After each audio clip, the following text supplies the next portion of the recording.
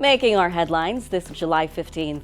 Government approves development of new legislation limiting marine life harvesting to Caymanians only. The National Road Safety Committee urges compliance with e-bike and e-scooter laws. And the 2025 Island Games continue with 15 medals to Cayman athletes already.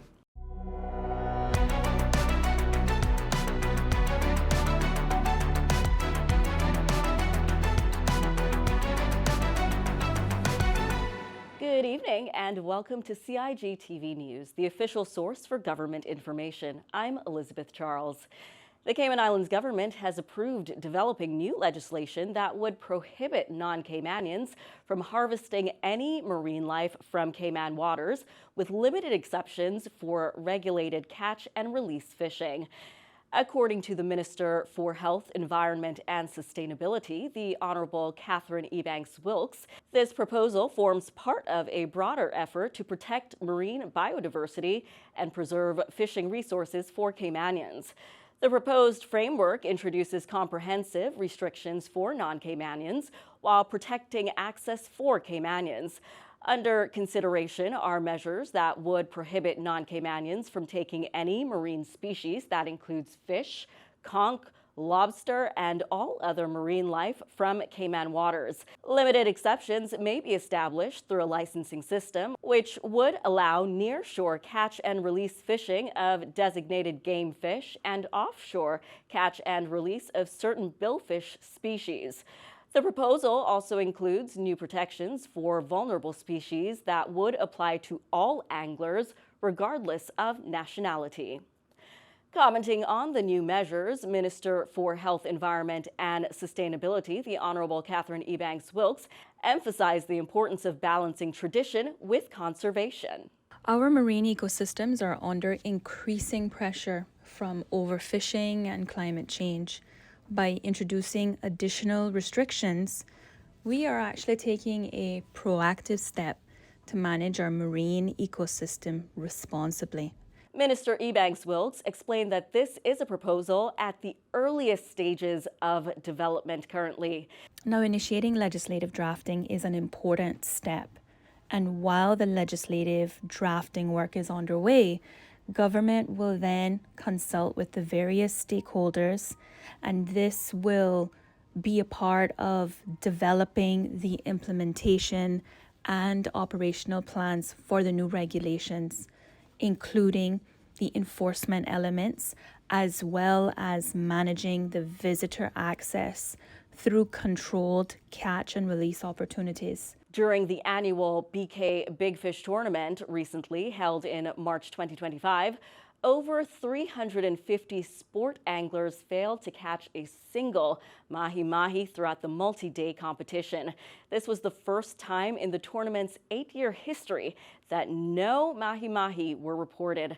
This highlights the increasing concerns about the depletion of this migratory species in Cayman waters and marine life depletion at large. The National Road Safety Committee is stepping up efforts to curb the misuse of electric bikes and scooters, issuing a strong public warning about the need to follow the law amid escalating safety concerns.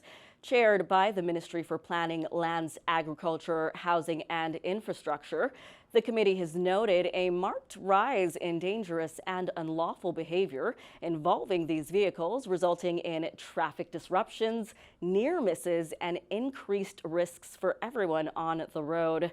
Mr. Edward Howard, Managing Director of the National Roads Authority, pointed out that authorities are seeing a pattern of unsafe practices such as riders weaving in and out of traffic, traveling against the flow of vehicles, using sidewalks inappropriately, entering high-speed road zones where prohibited, and more.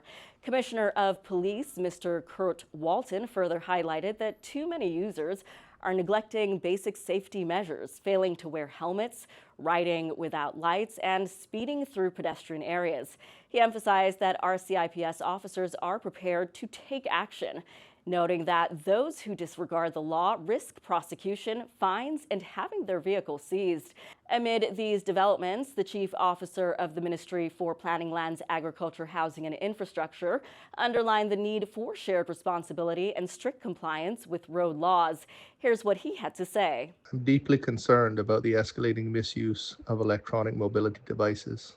These vehicles can enhance connectivity across our communities, but when operated irresponsibly, they become a threat.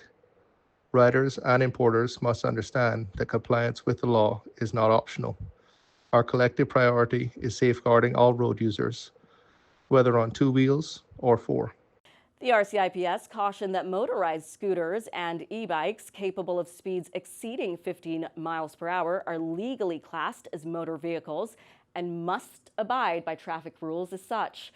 Riders are required to always wear an approved helmet, ensure their vehicle is equipped with functional lights and reflectors, obey all road rules, including traveling in the direction of traffic flow, using sidewalks, or traveling against traffic, they warn, is both illegal and incredibly dangerous. For further information regarding licensing or the lawful operation of e-bikes and e-scooters, contact the DVDL or the National Road Safety Committee Secretariat at PLAHI.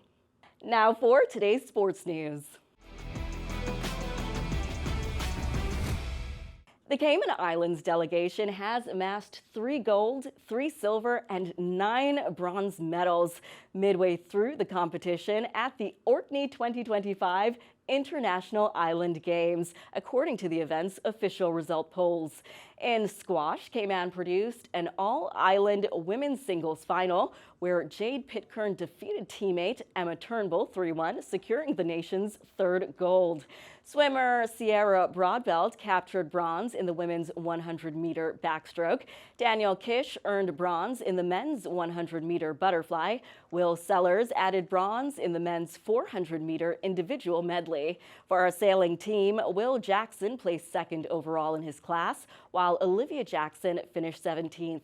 The men's double pair, Andrew McNee and Grammy Palmer, advanced to their round with 16 straight game wins. For continuing coverage of Cayman's athletes, make sure you stay tuned, okay? We're going to keep you up to date on the amazing representation of Cayman's athletes at this year's Island Games. Now for your weather forecast. This afternoon, the Cayman Islands can expect mostly sunny to partly cloudy skies, with temperatures reaching the mid to upper 80s Fahrenheit. Isolated showers may develop in some areas. Winds will be light, coming from the east to northeast at 5 to 10 knots. Seas remain slight with waves between 1 and 3 feet. Heading into the evening, skies will be partly cloudy with temperatures settling in the low 80s. A stray shower is possible, so keep that umbrella with you. But remember, conditions will remain mostly dry. Tonight, expect mostly fair skies and calm conditions. Temperatures will dip to the upper 70s and winds will remain light and variable overnight. For the most reliable weather coverage, make sure you visit the National Weather Service's website, weather.gov.ky, and follow their Facebook page for that coverage. Now, if you're watching us on the CIG YouTube channel, don't forget to like, share, and subscribe if you want to stay informed with the latest and accurate government news. That's all for tonight's CIG TV News Brief. I'm Elizabeth Charles. Have a lovely evening.